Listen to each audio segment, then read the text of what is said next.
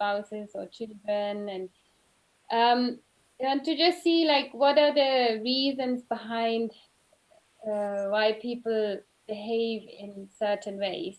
Um, and one of the um,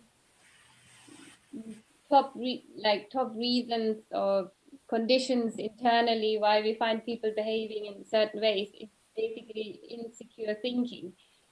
And right now we're in a situation where nobody knows what's going to happen next, especially true for children. They're even more in the unknown, like what's going to happen. Am I going to school tomorrow? Am I not? Why can't I see my friends? And I've noticed in my own kids and certain, acting up more, different,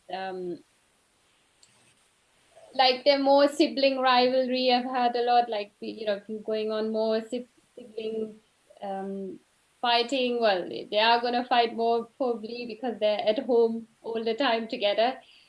So it's like looking at what is really like taking it back to what are they thinking about, what are the kids feeling about this whole situation, and asking them the question, what are you worried about? What are you afraid of something? A lot of kids actually with this COVID-19 going on as well, like they ask questions, and when they get a little bit sick, like my son asked me like, oh, do I have to go to hospital and things like that. So just ask about their concerns, because those things going on in their head over and over again can bring out all sorts of strange behaviors, like more fighting, more reactive, being more reactive, more like um, uh, between siblings, etc. So you want to go deeper rather than just trying to cope with the external behavior, and that will hopefully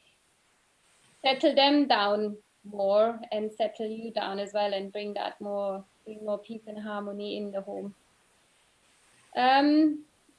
Another interesting inward state which reflects outwards in weird behavior is like if a person is feeling guilty towards you. There might have been disputes yesterday, and they're feeling guilty because that happened, and then they act up.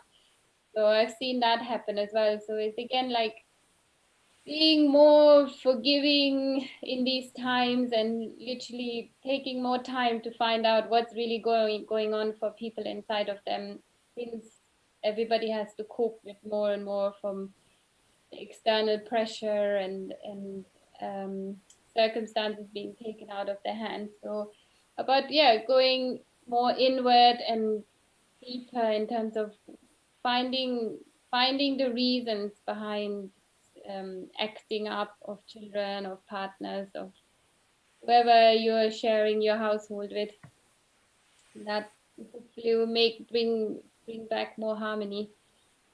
And another tip, which really helped me as well, and many other people, is like never communicate when you're angry or feeling resentful towards the other person. So often we go into this mindset of saying, oh, I'm really angry, so I need to really get this out so the other person can really understand what I mean and they don't do it again. But that is the worst time to communicate, because if you imagine that communication is like pipelines between two houses. So if you're all happy with each other and everything is going well, you basically sending clean water from one house and clean water is coming back from the other house. But when you're communicating, when you're angry and feeling resentful towards the other person, suddenly that water is not so clean anymore, and it's more like garbage water coming from one place. One person is sending their garbage and the other person sending their garbage back, and it doesn't the picture is not very pretty. So if you just take away this, like from this point, this one thing, that whenever that you are feeling angry, you think you have to speak your mind, you think you have to say it there and then, that is the worst time to communicate, because for some reason, and that's how we work, that when we are angry, upset, or resentful, the words that come out of our mouth are just not very pleasant. So just taking away that one point, like, yeah, going deeper behind why a person might be behaving in a certain way, and also not communicating when you're angry and resentful can really, really change the dynamic in the house. And I've seen it happen for many people. I've seen it happen for myself, and that's why I'm sharing it like this today. Yeah, that's what I wanted to say on this. Did you have anything else, Jess, to share on this, and any good examples you can give us? Absolutely. I mean, you've really mentioned some key points there. I mean, if I was to just kind of look at the top one there in the slide, like look at the underlying reason. And I mentioned this in the masterclass that we had last week as well, that sometimes you've got to understand why a person is behaving in a certain way. You've got to look deeper. And I mentioned as an example last time that it could be that they feel subconsciously inferior, right? And they're not even realizing it. So it's causing them to maybe be a little bit aggressive in their behavior towards you.